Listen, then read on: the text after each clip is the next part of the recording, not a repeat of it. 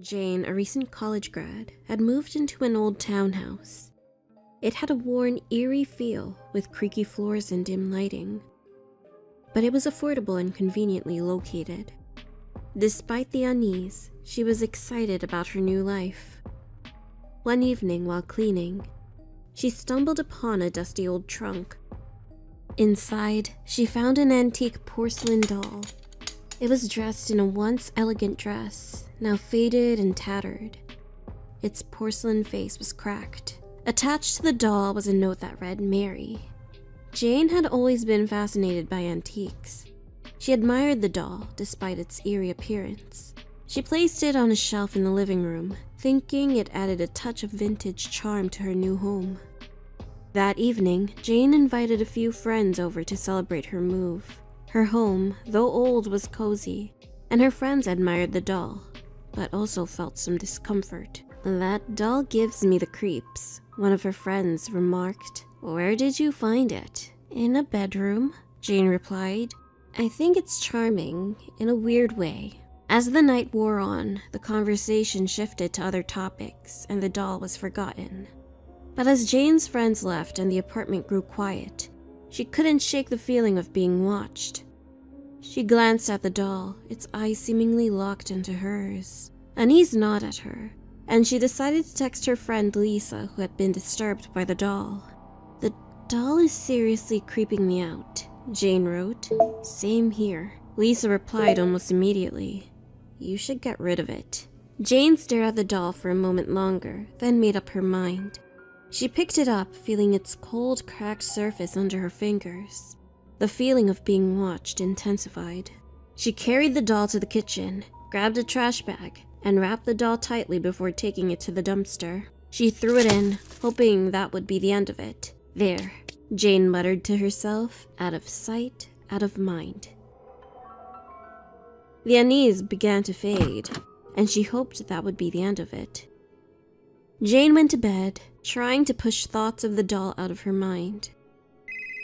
She had barely fallen asleep when her phone rang. She checked the screen, an unknown number. Confused, she answered. "Hello?" "It's Mary. I'm on the way." A childlike voice whispered.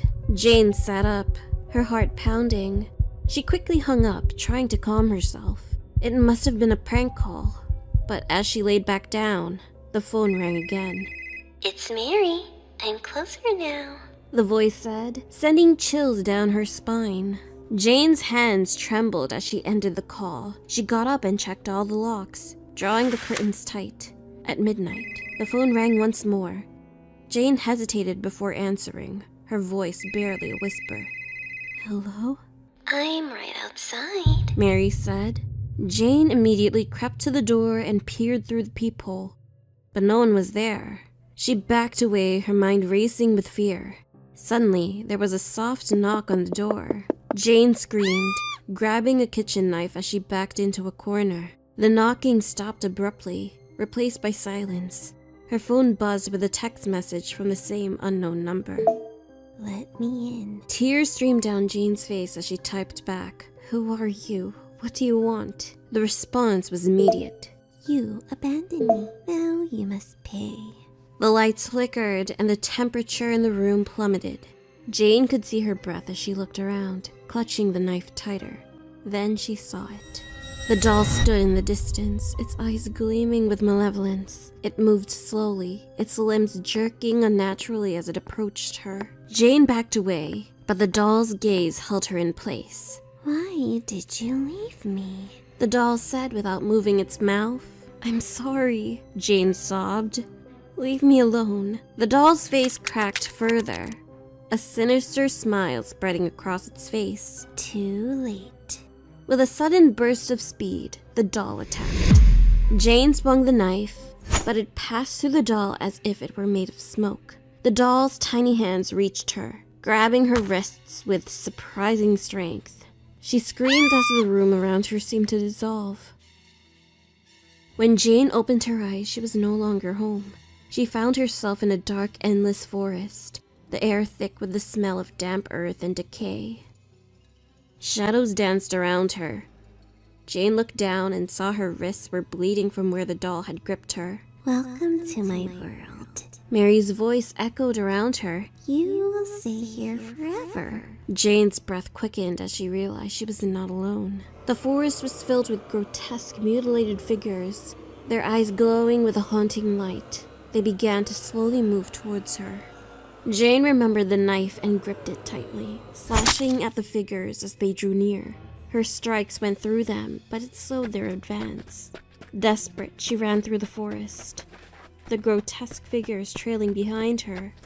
The forest seemed to stretch on endlessly, and Jane's legs burnt from the exertion. Suddenly, she stumbled upon a clearing.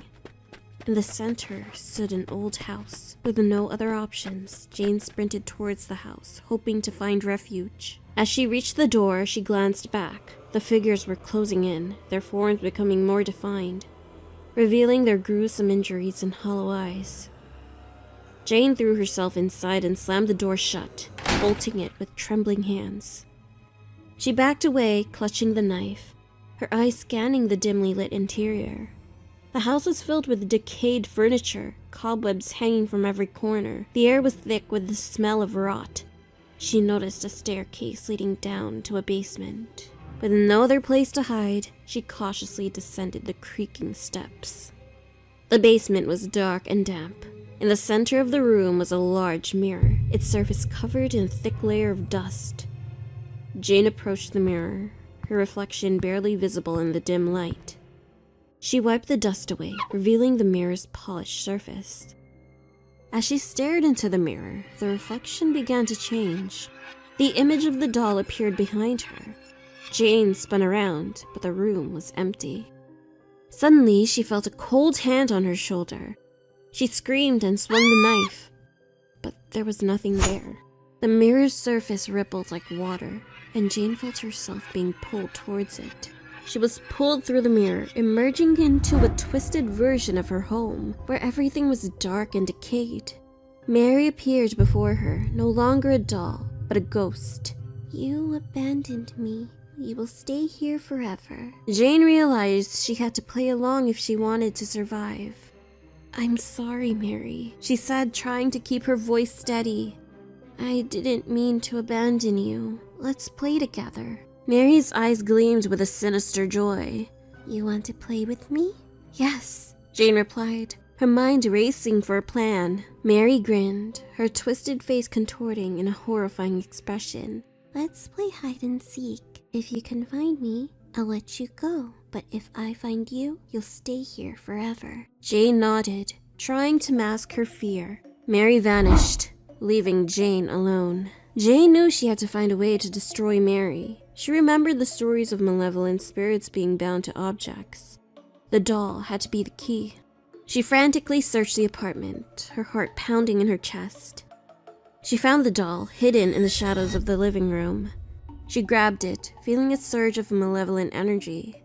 Mary screamed in rage as Jane held the doll. Mary shrieked, lunging at Jane. Jane swung the knife at Mary, distracting her long enough to run to the kitchen. She grabbed a lighter from the drawer, igniting it with shaking hands. Mary attacked her again, but Jane was ready. She set the doll on fire, the flames quickly engulfing it. A piercing scream filled the air as the house shook, the walls cracking and crumbling. Mary's form flickered and distorted as she cried in agony. No, what have you done? "I've set you free," Jane said, watching as Mary's form dissolved into the flames. The room around her began to collapse, the twisted reality breaking apart. Jane felt herself being pulled back into the real world. She woke up on the floor of her home, the charred remains of the doll in front of her. The air was clear, the oppressive darkness gone. Jane knew she had to leave for good. She packed her belongings and left, determined to never return.